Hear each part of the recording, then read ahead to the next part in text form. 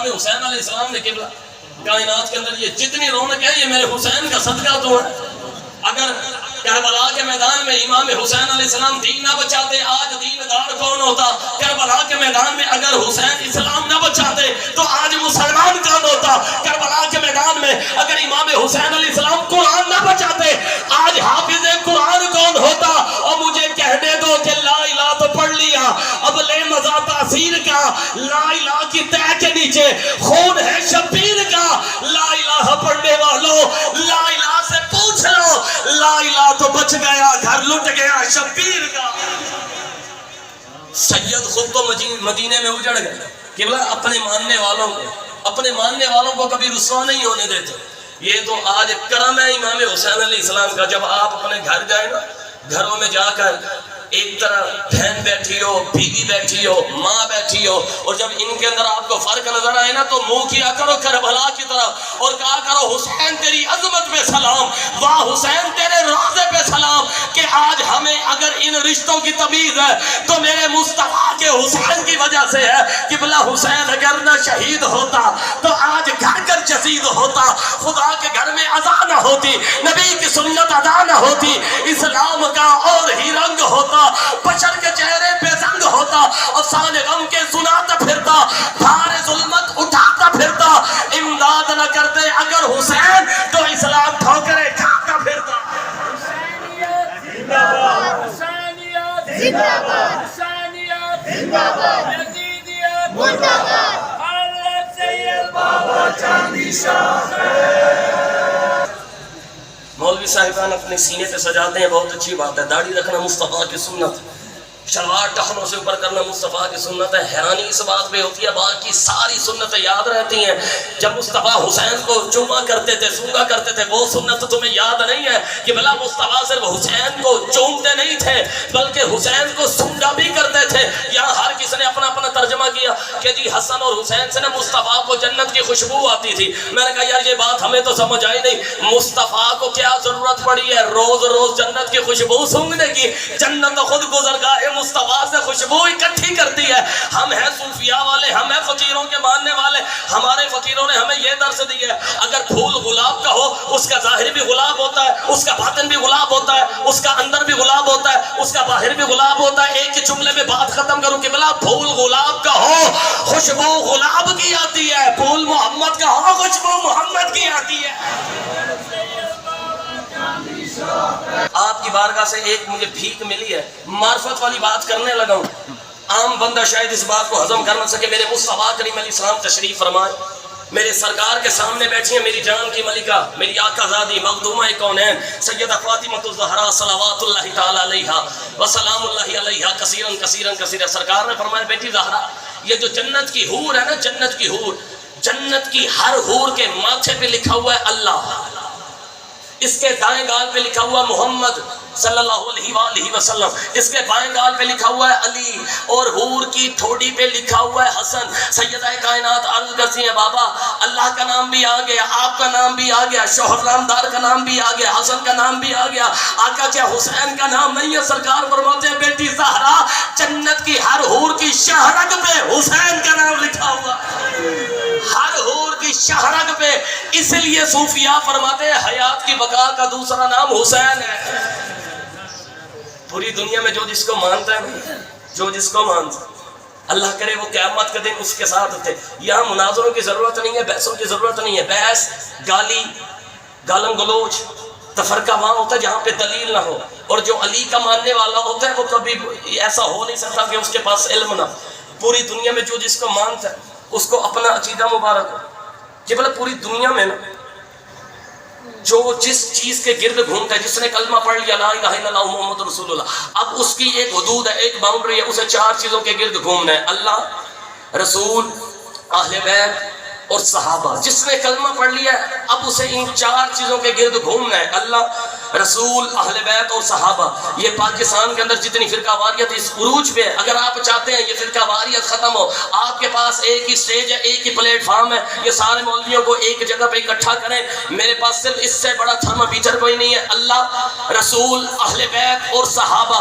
آپ مجھے کہیں یہ چار چیزیں ایک جگہ پہ ہم تو نہیں دیکھ سکتے، میں آپ کو بھی دکھا دیتا ہوں. مسجد اللہ کی تھی، سجدے میں مصطفیٰ تھے، پشت پہ اہل بیت تھے اور پیچھے صحابہ تھے. نہ نہ نہ چلے تھوڑا آسان کر دو، بات کھول دیتا ہوں. میرے مصطفیٰ کریم علیہ السلام نماز ادا فرما رہے، امام حسین علیہ السلام نے گھر سے چلنا شروع کیا. پہلے سجدے میں سر رکھ کے دوسرے سجدے کے لیے جب مصطفیٰ نے سجدے میں سر رکھا، امام حسین علیہ السلام آ کے نا نانا جان کے پشت پہ بیٹھ. میرے مصطفیٰ نے 3 مرتبہ، 11 مرتبہ، 21 مرتبہ، 50 مرتبہ. اور صحابہ کرام کہتے ہیں ہمیں پریشانی ہوئی کہ کہیں قرآن کی آیت نازل ہو رہی ہے، کیا کوئی وحی نازل ہو رہی ہے. صحابہ کہتے ہیں ہم نے نا سجدوں سے سر اٹھایا، جب سجدے سے سر اٹھا کے دیکھا تو پشت نبی پہ حسین بیٹھا تھا. پشت نبی پہ حسین بیٹھا تھا. قبلہ وحی جو ہوتی ہے نا، وحی صحابہ پہ وحی نہیں آتی ہوتی، وحی آتی ہے نبیوں پر. صحابہ انتظار میں تھے، نبی اٹھے تو ہم اٹھے. نبی انتظار میں تھے، جبریل آئے تو میں اٹھوں. جبریل انتظار میں تھا، خدا بھیجے تو میں جاؤں. خدا انتظار میں تھا، حسین اترے تو میں بھیجوں. سر مبارک جھکا ہوا تھا، نماز سرور پڑھا رہے تھے، حضور آگے صحابہ پیچھے، وہ فرض اپنا نبھا رہے تھے. محب ایسے میں مسکرا رہے تھے. حسین گھر سے جو آ رہے تھے، حسین پشت نبی پہ بیٹھے زمانے پر کو بتا رہے تھے ملے گی جنت، پیے گا کوثر، اسی کو محشر میں چین ہوگا. نماز بھی اسی کی قبول ہوگی جس کے دل میں حسین.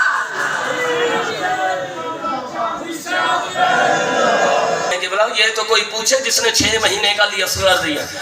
جس وقت کربلا کا دن آیا نا، 10 محرم کے خونی صبح، ام ربا بار بار 6 مہینے کا معصوم اٹھا کے کہتی ہے مولا، اس معصوم کو تو نہیں پتا بیعت کیا ہوتی ہے. یہ بچہ بار بار زبان نکال کے دکھا رہا ہے، یہ 18 لاکھ کا جو لشکر ہے، ان کو لے جائیں، علی اصغر کو لے جائیں. ہو سکتا ہے ان یزیدیوں میں کوئی صاحب اولاد ہو. امام نے فرمایا نہیں ام ربا، آج ان کی آنکھوں پہ نا یزیدیت کے خزانوں کے پردے ہیں، انہیں پتہ نہیں ہے ہم ہیں کون. جب آپ نے زیادہ اصرار کیا نا، امام حسین علیہ السلام نے علی اصغر کو اپنے ہاتھوں میں لیا، اوپر کپڑا ڈالا.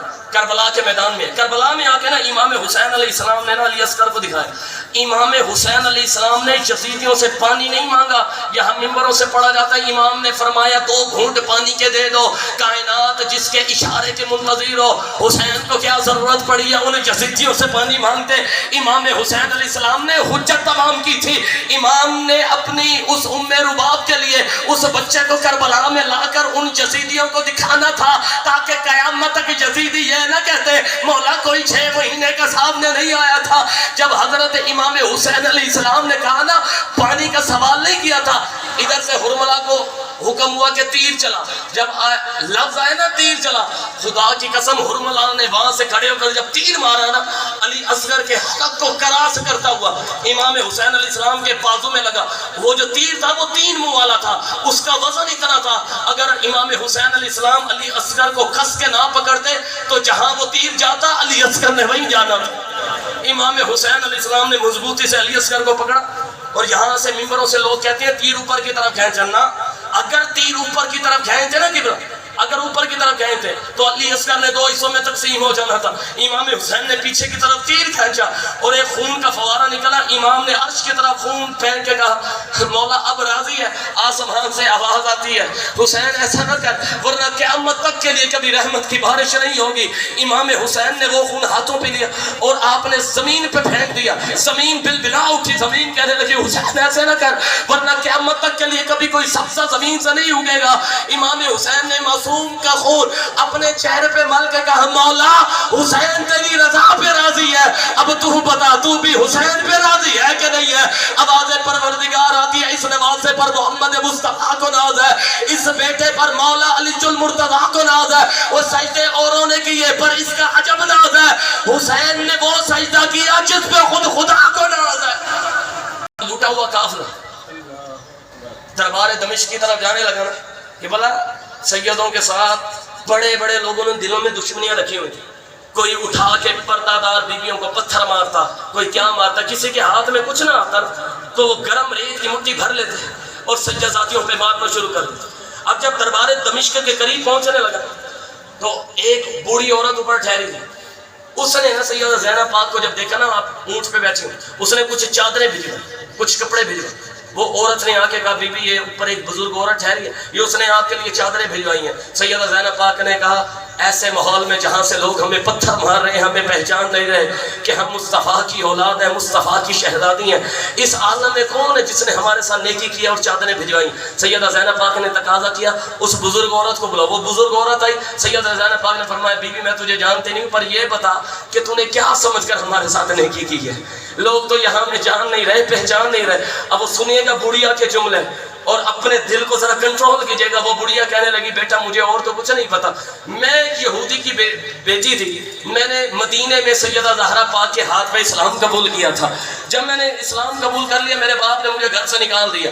اس وقت سے لے کر آج کے دن تک میں نے نہ حسین کو کبھی دیکھا نہ کبھی زینب کو دیکھا. جب سیدہ زہرا پاک دنیا سے جانے لگی نا، رات کا ٹائم تھا، میں نے سیدہ پاک کے قدموں میں بیٹھ کے عرض کی بی بی مجھے کوئی نصیحت تو کر دیں. تو سیدہ زہرا پاک نے مجھے ایک نصیحت کی تھی کہ بیٹا زندگی میں کبھی قیدی نظر آ جائیں تو ان کے ساتھ اچھا سلوک کرنا، زندگی میں کبھی مظلوم نظر آ جائیں ان کے ساتھ اچھا سلوک کرنا. میں نے تو قیدی سمجھ کے آپ کے ساتھ اتنا احسان کیا. سیدہ زینب پاک فرمانے لگی میرے پاس اس وقت سوائے دعائیں دینے کے تیرے لیے کچھ اور ہے نہیں، تو بتا تو چاہتی کہ؟ وہ بڑھیا کہنے لگی بی بی مجھے اور کوئی دعا نہ دے، جب سے مدینہ چھوڑ کے آئی ہوں نہ کبھی حسین کو دیکھا نہ زینب کو دیکھا ہے، بس مجھے دعا دے دے مرنے سے پہلے میں ایک بار زینب کو دیکھ لوں، ایک بار حسین کو دیکھ لوں.